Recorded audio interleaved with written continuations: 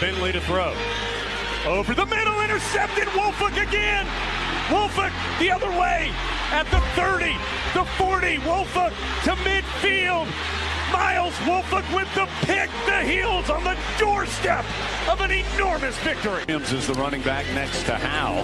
Play action. Howe will now lob it down the near side. Newsom with a man all over him.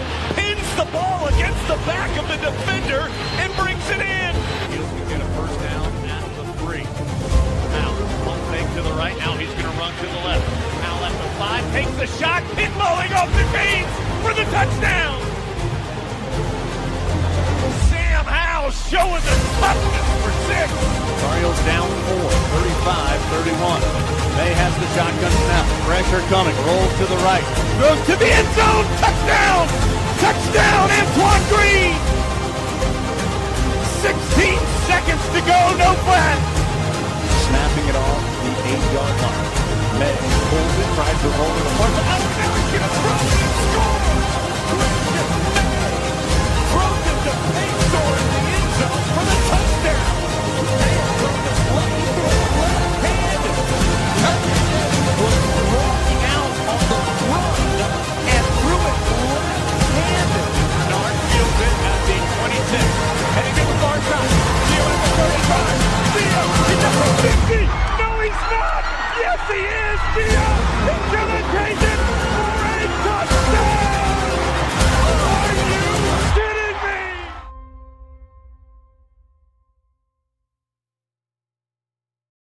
What's going on, guys? Welcome into another edition of the Heel Tough Blog Podcast. It's your host, Anthony Pagnotta, here with you guys as always.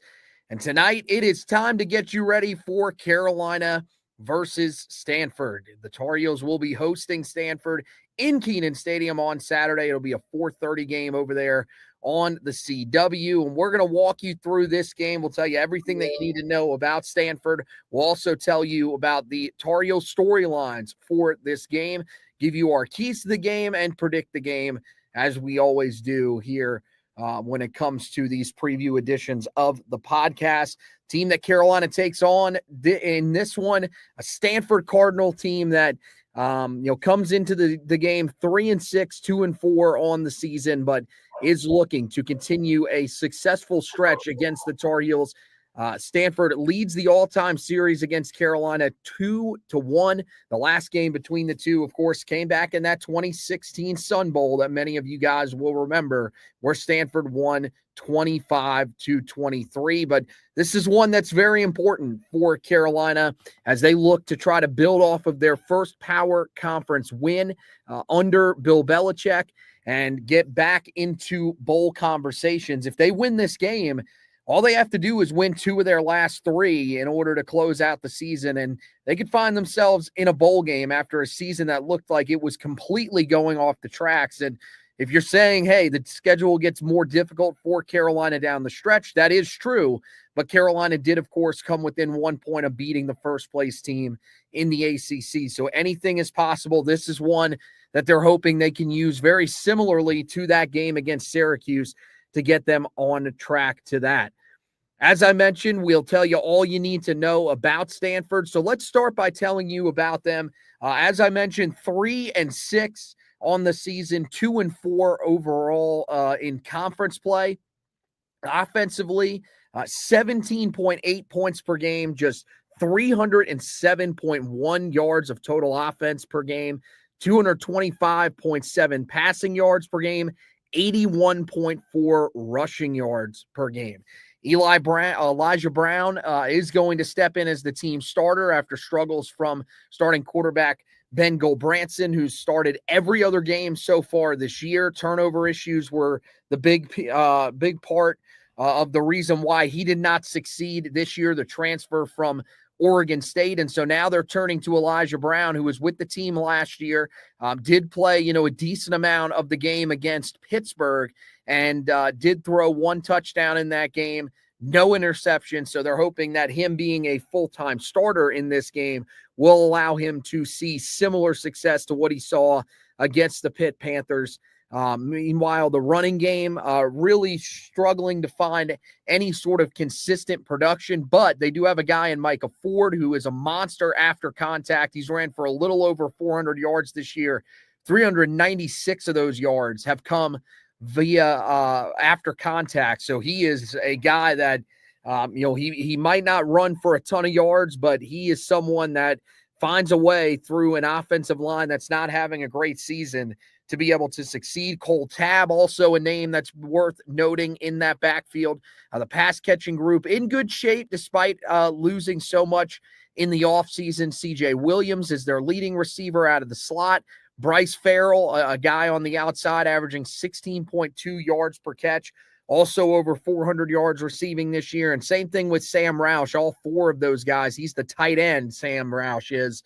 That's a guy that I think is going to be able to succeed in this game as well if Carolina is not careful. The offensive line, been a complete disaster. This is the worst offensive line that Carolina is going to face this year. They have been horrible in both run blocking and pass blocking, and their pass protection. They've allowed 21 sacks so far this year and 116, total quarterback pressures so far this year. So this is a group that Carolina's defense should be able to tee off against. There are some guys skill position wise that I think are having quietly decent years for Stanford, but no one really scares you, very similar to what we saw last week against the Syracuse Orange. Yeah, this is, I think, the right opponent at the right time for a Carolina team that's looking to build off its most significant win so far, the Bill Belichick era, and is also going to be playing with the most confidence we've seen them play so far this season because of the win that they had a week ago. And look, we know this is a week-to-week thing, but even this, this group knows that if they get this one, if they go 2-3 down the stretch, they get a bowl game. We look at this season, we feel about this season a whole lot differently. And I think there'd be a different momentum for the program going into the offseason, going into the transfer portal than maybe we thought about this time a month or so ago. And I think, what you like about this group is that they're all the struggles on the field, they're all the chaos off the field. They never quit. They never threw in the towel, and they have a chance to reap the rewards of doing so. There's a chance for them to really make this season still a successful one, but you got to take it one game at a time. And this week, that challenge is the Stanford Cardinal. And it's an opponent that, as you mentioned, the offensive line has been a disaster. They've struggled. That's good news for a Carolina defensive front that's playing as well as any defensive front in the entire conference right now. This has been an offense that's prone to turn the football over. That's probably the next step of evolution for Carolina's defense, is forcing at least a turnover or two per game to either, flip field position, get a defensive score, so on and so forth. And so, I think you got to like the way the schedule fell, where you've been improving and improving. You had those two close losses, but you finally break through last week and you get a win over Syracuse, and now you come back home. I think it'll be a re-energized Kenan Stadium. It's homecoming. The place could be a buzz if Carolina basketball does what it needs to do on Friday night against Kansas. And this really does have a chance to really be a really fun weekend for Carolina football, because for the first time all year, we enter a game at home against a power conference opponent that we expect to win. We thought we'd beat TCU back in the opener. But outside of that, there hasn't been a game we've expected to win that we showed up at against power conference competition. But that's where we are right now, because according to ESPN Bet, Carolina enters this game a 7.5-point favorite. And that tells you that even Vegas believes Carolina should win this game, and do so in rather convincing fashion. Yeah, I mean, and I don't doubt that they should, based off of what you see from Stanford offensively. I mean, this is a team that, as you mentioned, they turn the ball over at an incredibly high rate. I mean, they are -5 in the turnover margin, and a lot of that is because of the sheer number of turnovers that they have on the offensive side of the football. That's really the main issue. That was the main issue for Ben Gulbranson in his time. So I think that certainly is something that, if you're Carolina, you want to be able to tee off against this Stanford team. I mean, they've lost 14, 14 turnovers this season, which is tied for 112th in the country. So they are turning it over at an impressive rate. Syracuse, who Carolina played last week, for example, they have 17 turnovers. So that is, same neighborhood for Carolina going into this game. It's a very similar team. It's a team that has struggles in similar areas. They're turning to a different quarterback, hoping that it's going to work. Their running game is going to be tough-nosed, where Carolina, has to make sure that they are wrapping up and making tackles. We saw, at times in that game against Syracuse, there were times where Yasin Willis was able to run through some of the arm tackles. Carolina's got to make sure that they're bringing these guys down. And they've got some receiving targets that if the quarterback could get them the football consistently, they would be severe threats. They, are guys that probably will end up going elsewhere after the season is over to find greener pastures, just like the guys that were there before them. But, I think the biggest thing is that, yes, this offensive line is one that should be a favorable matchup for Carolina's defensive line. The way that Carolina's defensive line has been playing, and we'll talk about it here when we talk about the Tar Heel storylines, but it just feels like this is one that Carolina should be able to take advantage of in this game with the recent success that they've had. They should get some good push in this game, and hopefully that allows them to get after the quarterback and, also slow down that run game for Syracuse or for Stanford, because if they do, then, you're going to have this team around their same amount of total points. That's an area that I think, based off of what we saw from Carolina offensively last week, we feel confident that Carolina can find a way to win at. You look at this defense, very similar to what we saw from Syracuse a week ago.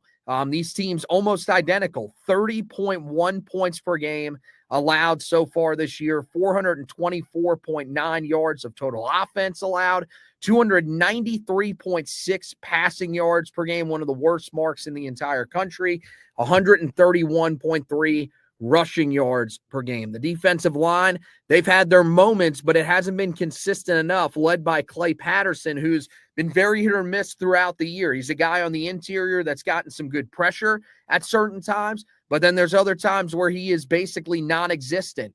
He started out the season really strong and then really cooled off, but could be poised to break back out here as we get towards the end of the regular season in the ACC. He had a good game last week for Stanford, so that certainly is something to keep an eye on. Matt Rose at linebacker, one of the more underrated linebackers in the league, easily leads the team with 75 total tackles. The next closest, I think, has 47 total tackles on the season. So that shows you just how good he's been so far this year for them. And then, they have made a change at linebacker. Josiah Galvin is a guy who has come in for them in the last couple of games. He's been their starter alongside of Rose, and they've actually had some pretty decent success. So that's something that Carolina is going to have to contend with on that side of the ball for Stanford. But the defensive backs, they've had major struggles throughout the year, especially at safety. They've allowed a lot of yards, a decent amount of touchdowns, and they're a team that's created just 3 interceptions so far on the season. So that's something that Carolina should be able to take advantage of in this game. Feels like another advantageous defense that Carolina is going up against. And now it's about this offense once again progressing from where they were last week, which was a pretty decent side that put up 27 points on the Syracuse Orange. Now it's about making sure you do that in both halves of the game after they trailed last week at halftime against Syracuse. Yeah, we talked about, where I talked about this being the right opponent at the right time when we looked at their offense. Same thing could be said for a defense that's giving up, over 30 points per game, over 420 yards of total offense, and nearly 300 of that is through the air. And so, we saw Gio Lopez coming off his best game as a Tar Heel a week ago. He was efficient.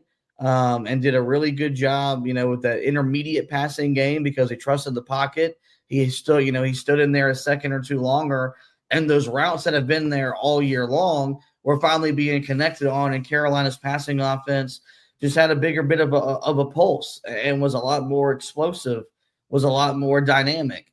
It still starts and ends, though, with Carolina wanting to establish a presence on the ground. That's who they are. That's their MO. They want to run the football. They want to control the clock.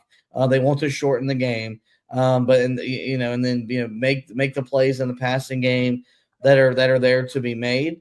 For as confident as Carolina's defense is going to be, I think the offense is going to be confident coming off their best showing against power conference competition a week ago. Freddie Kitchens has got to be in as good of a rhythm as a play caller with his quarterback as he's been.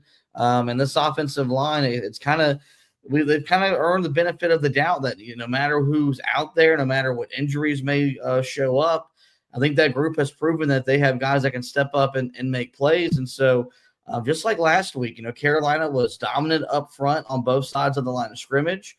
And I think that opportunity presents itself again this week against the Stanford Cardinal. And if Carolina can hold their, when Carolina's held their own up front, they've been competitive.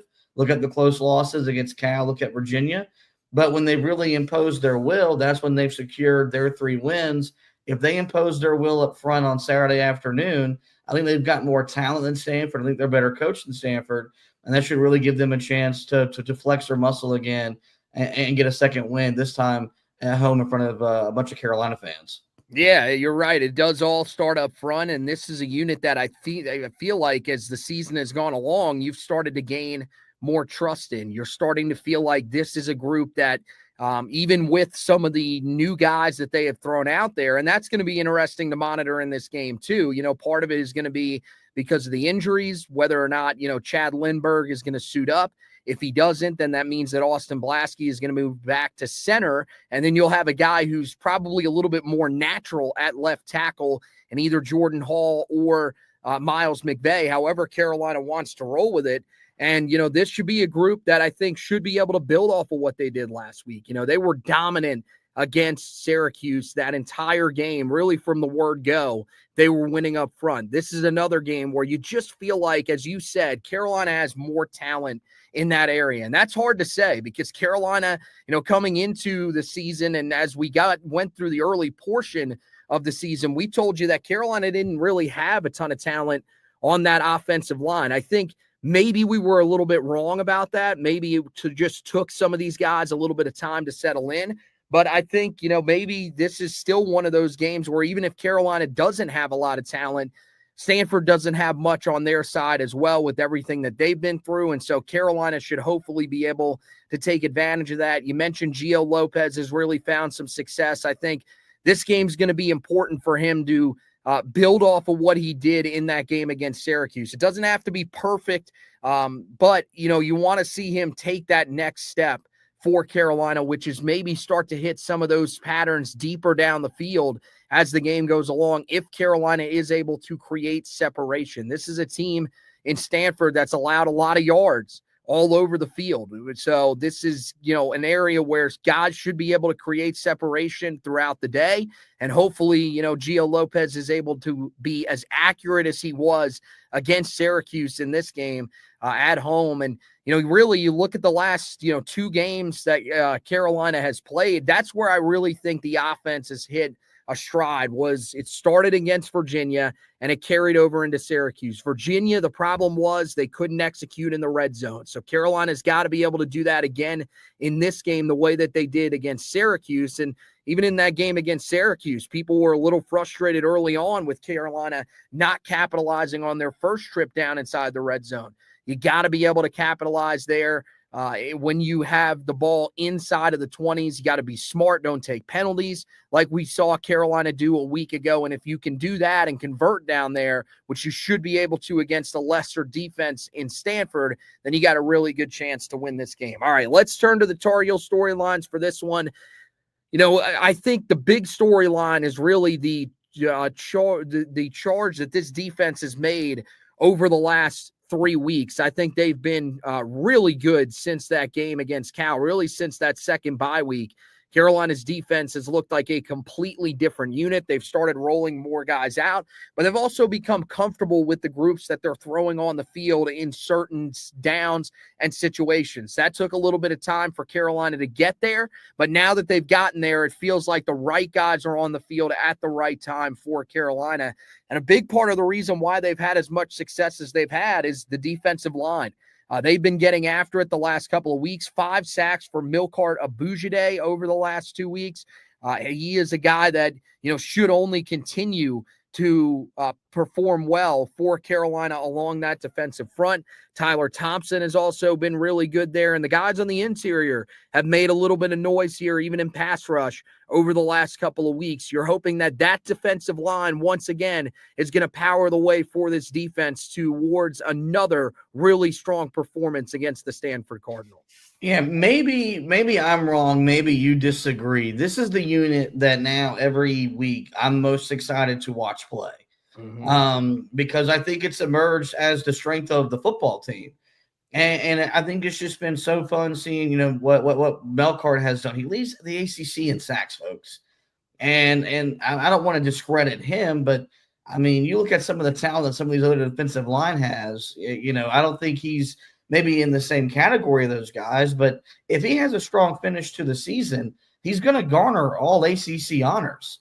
And I don't know if we had that expectation for him coming into the year. You look at what, like Tyler Thompson, what Isaiah Johnson, what he's provided for this team as well. Like it's Melcart's the guy that gets a lot of the love because it feels like he's the one that is having the sacks, forcing the fumbles, but it's really become, a unit that just everyone does their job.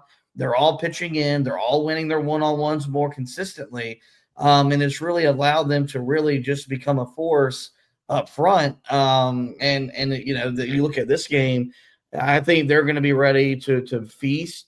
I think there's going to be a certain aggression from a game plan perspective where they know that they can set the tone. And I think that's really where the defensive turnaround kind of began for Carolina. I think when they were so conservative in the first month and a half, where a lot of times that can be misconstrued as your coach doesn't trust in you, your coach doesn't believe in you. After the Clemson bye week, Carolina's been more aggressive. And I don't think it's an accident that the defense has improved the way that it's improved, but it all starts with what they're doing up front. And so, they have a chance against an offensive line that is giving up, pressure. It feels like every other time that they're dropping back to pass. They can't run the football. This feels like a game where Stanford should be in 3rd and 7, 3rd and 8, just about every time they have a third down. This defensive line could build up what they did last week where they had their best game so far of the season. And so, it's the group I enjoy watching the most on either side of the ball. And I think they're going to set the tone, and I think it's fair to expect them to record a handful of sacks, have a handful of tackles for loss, and really be the driving force as to why Carolina's defense continues to play well and puts them in position to win another game. Yeah, I mean, with Milcart, you talked about it, leads the ACC in sacks. He is trying to become the first Tar Heel since 2013 to finish a season with double-digit sacks. It's been that long since Carolina has had someone that has reached that number. So, I mean, the way that he's going right now going up against this offensive line, it feels like it's more than possible. And you're right. It's really everybody across the board. Some of the guys I think are definitely standing out. Him and Tyler Thompson, I think, are the ones that here the last couple of weeks we've really been heaping praise onto because it seems like every time that they're out there, they're finding a way to get a sack.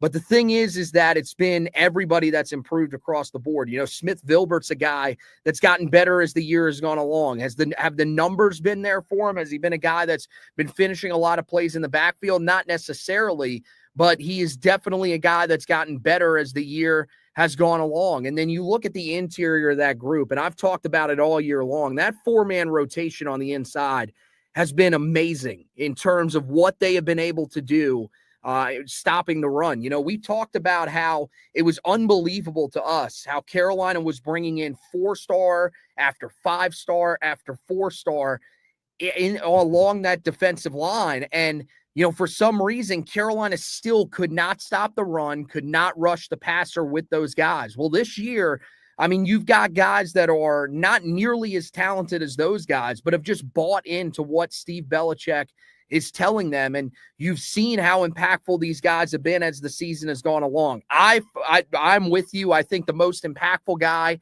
that seems to show up every single week when he's on the field is Isaiah Johnson. He may not play nearly as many snaps as some of the other guys do, but I mean, this guy leads the interior defensive linemen in tackles so far this year. 26 tackles, 1.5 for loss, and 1 for a sack. And you may say to yourself, well, only 1.5 tackles for loss. How impactful really is he? I get it. It seems like this is you should have more tackles for loss. But the good news is that when he is giving up yards, it's like 1 or 2 yards that are being given up. They're not giving up a lot on these first and second downs. And that's what's been the difference. And it's led by the charge of this defensive line. But, I mean, yeah, you look at Leroy Jackson, who's gotten better as the year has gone along. DeAndre Robinson, I think, has really found his groove. And even C.J. Mims, is a guy that early in the season was getting pushed around a little bit. They've gotten better as the season's gone along. That's where some of the weight room stuff, I think, is starting to show up. We've heard about how they have liked the strides that guys have taken there. And I think the offensive and defensive lines are probably the biggest areas that you can point to. This is the unit that's leading the improvement for Carolina. It's the reason why the defensive backs have looked better over the last couple of weeks. It's a reason why the linebackers aren't struggling nearly as much in coverage as they were early in the season. And so I think this is going to be the key for Carolina in this game once again, is that their defensive line has a big day against a overmatched offensive line for Stanford. You go to the offensive side of the ball, and look, I just think this offense is poised to have more success after finding some last week. It feels like setting up against this defense, Carolina's got a chance to succeed. But I think even if it wasn't against this defense, even if it was against a better defense, what last week meant for this offense was, I think, the biggest thing. That's the reason you wanted to get a win, and to do it in the way that you did. Early in the game, it looked like we were going to be winning. If Carolina found a way to win, it was probably going to be one of those games that they won like 13-10 or something like that. Not the way that they won the game last week, where they dominated offensively in the second half. That was a big boost for this group, and I'm interested to see how they respond to that second half here in this game against Stanford, where I think they could put together a more complete performance.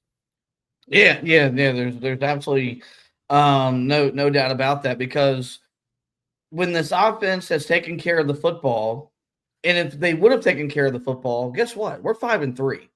And so now bowl eligibility would be very much right there on the table. But also, now it would take a lot, but you would have a win over a Virginia in tow. With the way that the ACC has played out, there would still be, at least talk about, could they maybe win enough games down the stretch to play for the right to go to the ACC championship game had they not fumbled the ball against California, had they not fumbled the ball against Virginia. It still would be a stretch, but because of what happened last week, that would be a conversation we could be having, because the trust factor with all of these teams that had built up a lot of trust early on in the season, primarily Georgia Tech and Miami, all that evaporated with the losses they suffered a week ago. That's not where we're at, though. Carolina's 3-5. They're not going to go play in Charlotte. But if they take care of the football, could they do enough offensively to still make a bowl game? Could they do enough offensively to upset a Duke team that could be very much playing for the right to go to the ACC championship game? Could that be the difference between them beating State for the first time in 4 years or losing to State for the first time in 4 years?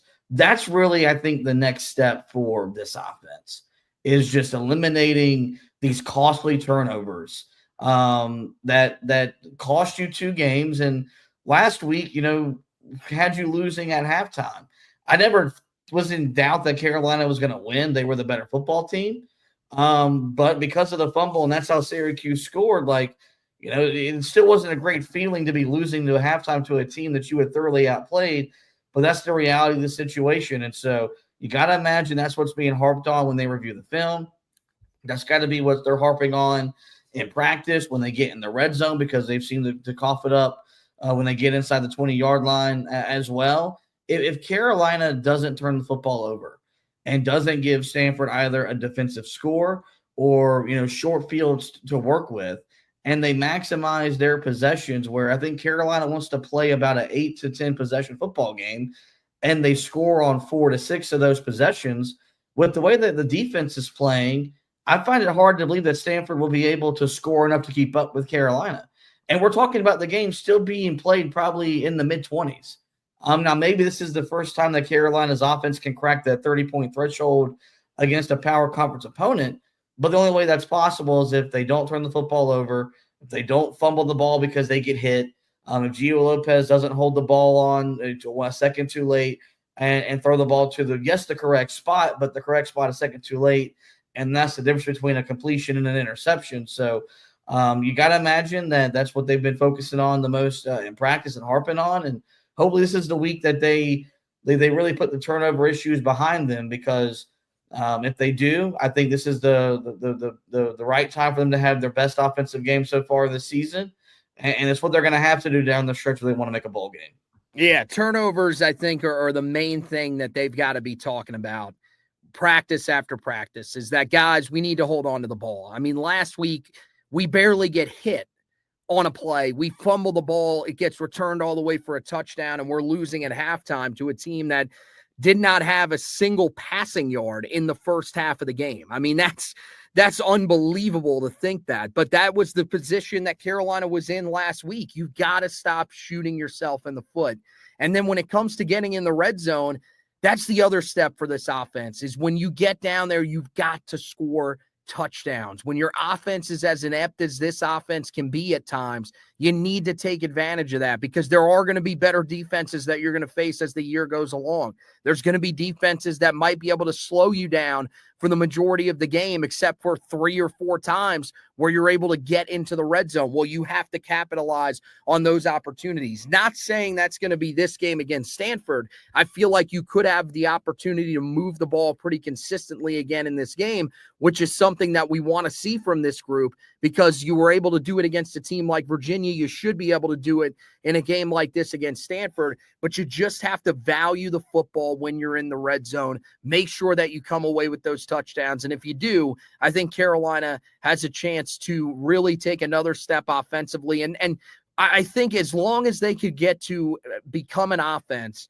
that we can count on week in and week out, can average, somewhere in between 24 and 27 points, it feels like this defense is to the point where you can trust them to be able to slow the opposing offense down enough to give you a chance to win the game. And really, that's what we're hoping for, in the final 3 games here. This game, no, we're hoping that Carolina finds a way to win. In the final 3 games of the year, you're hoping to be around to give yourself a chance to find a way to pull an upset in one of those 3 games down the stretch of the season. Although I will say, that game against Wake Forest looks a little different after Wake Forest got beat down by Florida State last weekend. So that could be one that could, be a little more favorable for Carolina, going into that one. And that's where, our next storyline turns to. And I think the one that, has to fuel this team right now is that a postseason berth is still on the line here. Carolina has an opportunity to still make a bowl game. Even as bad as it was early in the season, there's still opportunity here. It's about Carolina stepping up and taking it. This is a game that you have to win if you are going to get to a bowl game. There's no question about it. It's the easiest game remaining on your schedule this year. I think this team is buzzing right now. I think this is a group that's feeling itself after the win over Syracuse. Really, it feels like, as you said, this should be a team that should be 5-3 on the season because of how close they've been. So it really feels like there's positive momentum for Carolina. Now it's about capitalizing and not dropping a game that you shouldn't drop at home against Stanford. Yeah, and I think, in the current landscape of the sport, bowl games are as meaningless as they've ever been outside of the playoff. But it's not meaningless this year for Carolina because it's the first year of a new program. And if they could overcome a 2-5 start where you think your head coach is seeking a buyout during the bye week, it would really send a message to the transfer portal that this program really isn't far off away from being what we want it to be, what we expect it to be when we hired Bill Belichick, a year ago. And I do think that if Carolina gets to a bowl game, you will see a significant increase in the talent that they would add through the portal, as opposed to what they were doing a year ago, where they were just taking flyers on guys because they just could not get the type of talent they wanted to get into the program. But it also gives you something to still keep your team engaged, because that's the biggest thing that these coaches at the college level, whether it's college football, college basketball, they fight this now more than ever. It's just to keep your team locked in, because they are getting paid. A lot of these kids are, they are satisfied with the financial compensation. So even if they're not winning at the level that they want to win at, their frustration probably isn't where we want it to be as fans. But, this appears to be a locker room that has not thrown in the towel. This appears to be a locker room that came together during that second bye week. And, Belichick was very forward after they beat Syracuse a week ago. That was just the beginning. There's going to be more winning that we're going to do here. Well, we don't got to wait till next year to do that. Let's do it now. And if Carolina goes 4-1 down the stretch, 4-1, and they get into a bowl game, all of a sudden the Carolina becomes one of the better stories of the college football season, in retrospect to the way that all started with that blowout loss on Labor Day night against TCU. And so it's probably, not for us, because first off, we just love the team. We never check out, but it's still the biggest reason why the fan base should be checked in, because the season mathematically isn't over from a bowl game perspective. If they're going to make a bowl game, they're going to have to beat some of their, some of their rivals down the stretch. We all want to win those games. Those games mean the most to us as Carolina fans. So the opportunities ahead of them, they just got to be willing to go out there and take it. Yeah, and I feel like it's hard to feel like this group isn't thinking that right now. I mean, the way that they fought back from everything that they were enduring earlier in the season, I mean, really talks of their coach, stepping away 5 games into the season.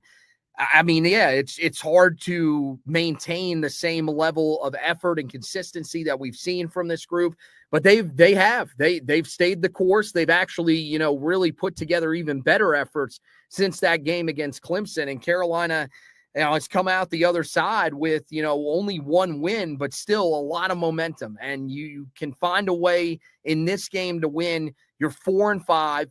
It's not exactly where you need to be, but then you are right on the doorstep. You're a couple of upsets away from getting yourself into a bowl game. And you're right. Bowl games really are pretty meaningless nowadays. I mean, for the most part, they're just there for the money that they're making. They're there because they're, the TV revenue is just too much to, take away from college football. But man, this team, it would feel big. I think you're right. I think regardless, if they continue with similar momentum and they're at least playing a lot of these games close, I think they're going to get a pretty decent amount of talent, but you never know. So I think getting to a bowl game, that would be massive. That would show people that, yes, this thing really is moving in the right direction. There's a reason to jump on board with Carolina, and it could propel this team to a much better portal than we thought. At the midpoint of the season, where we thought Carolina was going to be taking scraps once again, probably just trying to piece this roster together, and year 2 is going to probably be much the same, leading us to, wanting Coach Belichick fired or let go from his contract as soon as we possibly could, to now, this is a team building some momentum. Maybe next year they can win. I mean, maybe, getting and winning the ACC would be a little bit too much to expect, but getting this team to 8-9 wins, somewhere in that range where we were earlier in the offseason before this season started, maybe that's the level that you could reach for Carolina next year with some of the guys that you would be able to bring in, along with that freshman class that's looking really, really strong. Let's get to our keys to the game here for this game against Stanford. First key to the game is get pressure on the quarterback. think that's one of the main things that we've seen for the entire season for Stanford is that the biggest reason why they are struggling offensively is because they simply cannot pass the ball consistently, which is with as much pressure as there is on the quarterback. That's led to a lot of the turnovers. So that's something that Carolina could get in this game if they're able to get pressure. Carolina's had some success on that defensive line here the last couple of weeks, some really good success at that. So I think this is one that is very achievable. Now it's about going out there and doing it against this Stanford bunch. Yeah, I think when this offensive line looked at Stanford film, they were probably sitting there foaming at the mouth, ready to go, because they've seen the issues that they've had in pass protection. And they know this is a group that's very vulnerable to allow them to impact the passer. You factor in the fact that there's now a backup quarterback. I think that only just feeds into the confidence that they could really be they can make his life a living hell. Maybe not the same level that it was a week ago. I imagine there'll be better quarterback play for Stanford this week. But regardless, like you're facing another backup quarterback that's got to be prepared for a defensive line that's playing at the highest levels played at all year, knowing that his offensive line has struggled all year long in pass pro. And so, as we talked about, it all starts up front. Carolina was very dominant a week ago in the trenches. I don't know if they'll be as dominant this week, but the potential is there for them to be the better defensive line unit and have the better offensive line unit. And if that's the case, that's step one, to winning this football game. I think it's fair to expect they'll get at least 3 sacks. And how many pressures, we'll have to wait and see. But I think, there's a trust level now with this defensive line group that they're going to get to the quarterback. And so I think they'll be there enough to where they're really making life hard on him, because I think he's going to be a lot in 3rd and 7s, 3rd and 8s, which means this defensive line can pin its ears back. They can send pressure if they want to, and really just get this quarterback out of rhythm early and often. Yeah, and winning on 1st and 2nd down is going to be huge for this group once again this week. Just continue to do what you've been doing the last couple of weeks, and when you get into those 3rd and long situations, just win those one-on-one matchups up front, because you've been able to do it these last few weeks. Now you're going against guys that are struggling as much as anybody that you have seen all year long, so you just have to take advantage of it. I think that's something that Carolina should be able to achieve with the way their defensive line has been playing recently. The second one, not nearly as confident in this one, and it's going to be on here until they actually do it. It is take care of the football. It has been on here for 3 straight weeks because it is the key for Carolina ever since that Cal game. Carolina has been turning the ball over at an incredibly high rate, especially in important situations. That's the thing, is earlier in the season, they were turning the ball over, but it didn't really matter. The games were blowouts anyways, so the turnovers weren't even nearly as impactful as the ones that we've seen here recently for Carolina. Last week, as we mentioned, Carolina dodged a bullet with that one, but you were still losing at halftime to a team that had not completed a pass. In this game, don't put yourself in that type of situation against a Stanford team that does have 2 conference wins this season. They beat that Florida State team that I told you earlier, won on the road and absolutely destroyed Wake Forest. So, Carolina's got to be careful. They got to hold on to that football in this one if they want to find a way to win. I think that the only way that Carolina loses this game is if they have so many empty possessions, because they just give Stanford either defensive touchdowns or short fields where they can come away with points. And so I think you got to imagine this has to be the number one teaching point from this coaching staff, coming even out of the win over Syracuse and what they're doing in the lead up to practice. And I think you got to give them credit. Like, when they've seen guys make mistakes, they've taken them off the football field. But at that point, the damage has already been done. Last week, you were able to overcome it. But that fumble last week was inexcusable. That was as as easily a fumbling I've ever seen a wide receiver give up. Just running across, gets hit, and there goes the football. And there went Syracuse the other way for a touchdown. So, the turnovers become a bigger thing because of the amount of possessions Carolina wants to play.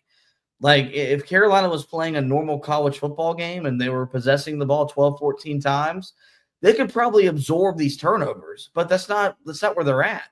It's basically like, what Virginia basketball was during the Tony Bennett glory days, where they're limiting possessions. And so when you turn when you turn the ball over against them, it just felt like 3 turnovers instead of 1. Same thing with what Carolina's doing right now, because they're wanting to limit these possessions. And so I think, the mindset will be the same. I think they're going to put the guys out there they trust to make plays, and hopefully our guys can, hold on to the ball, and hopefully Gio continues to see the field better and not be late on some of the timing routes that this offense asks him to make throws on. So, but yeah, if Carolina turns the ball over 2-3 times, that's a recipe for Stanford to either be in the game late in the fourth quarter or come away with a win. Final key to the game, we go to the offensive side of the ball, and it is set the table with the run. I know this is a game that you're going to want to throw the football in because this Stanford defense is struggling really badly against the pass. But very similar to what we saw last week against Syracuse, the way you do that is by running the football successfully, and that sets up the play action pass. That's what you've got to do with this offense. And so I want to see these guys winning up front against Stanford's defensive line. I mean, this is a group, they're only allowing 131.3 rushing yards per game. Still not great, but not terrible. The thing is that a lot of that is due to how bad of a pass defense there is. I think this is still a group that Carolina can take advantage of if they have that focus on the run game. I'm a little nervous here because Freddie Kitchens is a guy that seems to be all over the place with his game plans, but this should be a game where you come out, you run the football with Damon June, not with Benjamin Hall, not even with Davian Goss to begin the game. Damon June should be your starting running back. Mix in a little Davian Goss there. And see if you can find success with this run game, because that is what can set your offense up for the most success. Yeah, Carolina can face the worst pass defense in the country, and I would still argue they need to run the ball on first and second down and maybe look to throw on third. That's Carolina's MO, is they were a run first, run second, run third, or a run third football team. Until proven otherwise, they want to run the football. They want to control the clock. They want to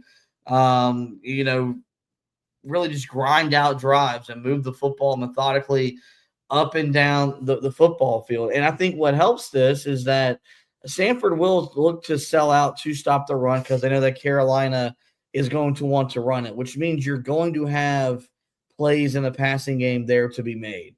But you don't need to come out and be aggressive trying to force the ball. Just run it and then set up those 2 to 3 deep shots.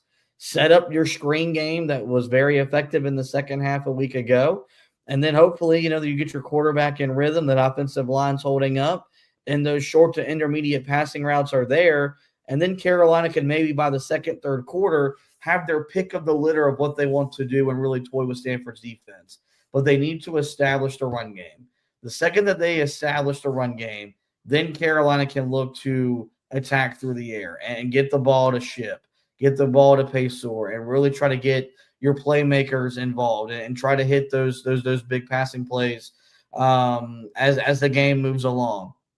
If they come out looking to throw, you need to be worried, because I don't know if this is an offense that is equipped to drop back and throw it 30, 35 times and you still win.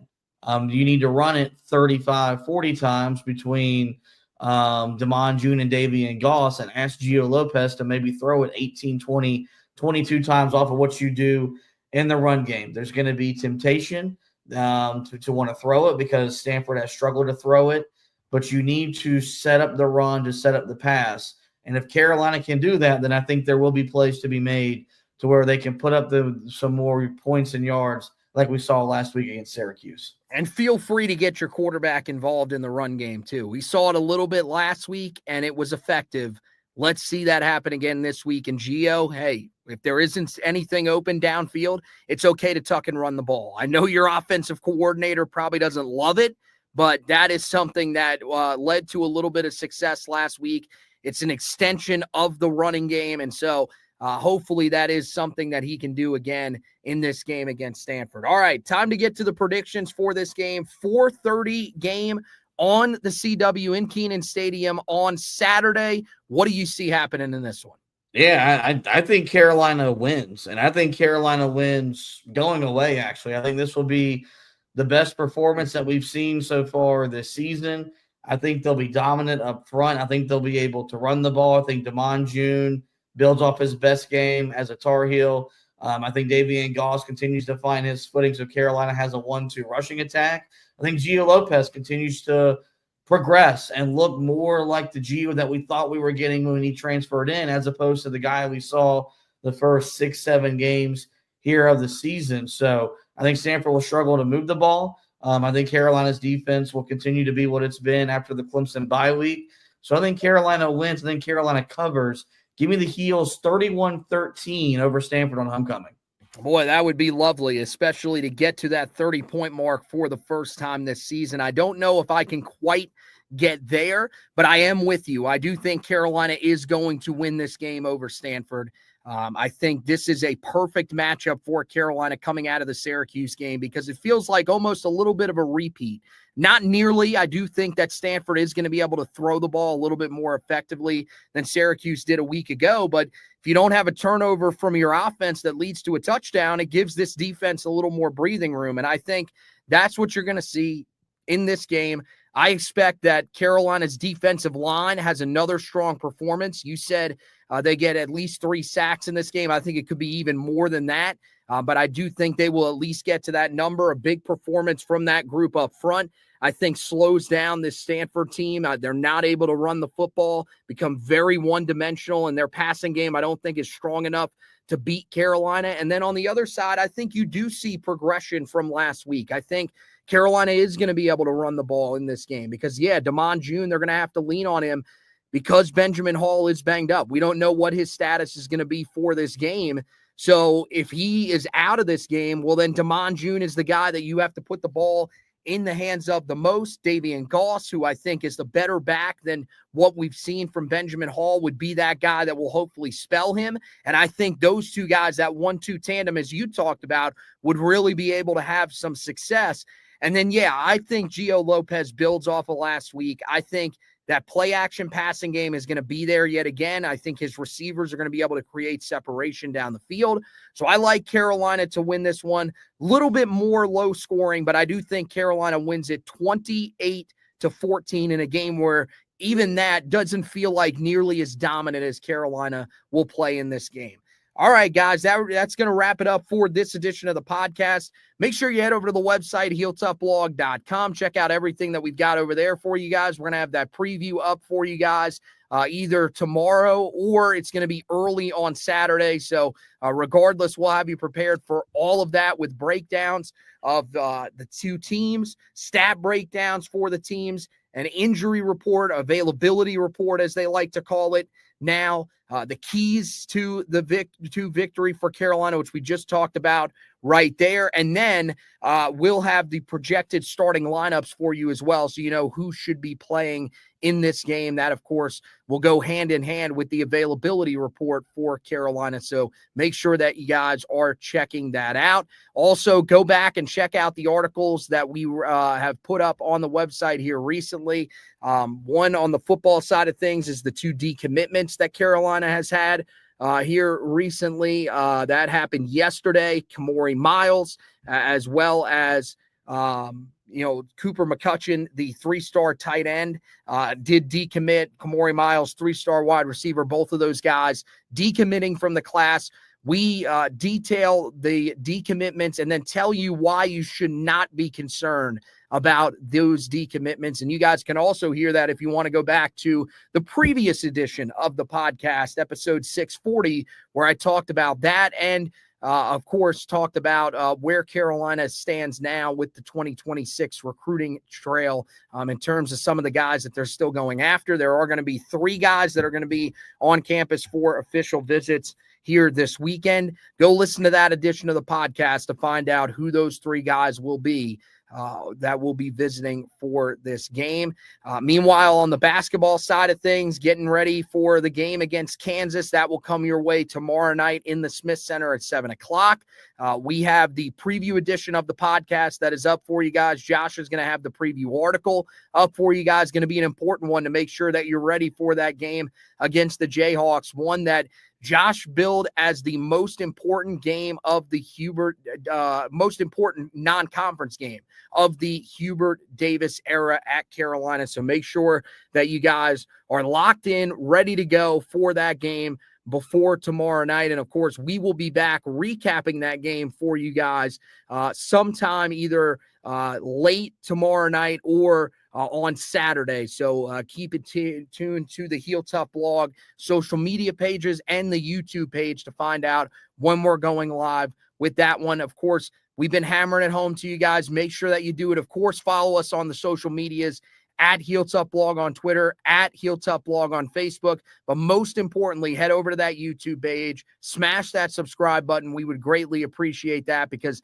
that's how we've been able to get some sponsors here recently. So we want to make sure that we are still taking care of that. Just went over 500 subscribers. Let's get to 600 with the help of you guys. So that once again wraps it up for this edition of the podcast. Want to thank Josh for hosting with me. Want to thank you guys for watching and listening. And as always, go Tar Heels.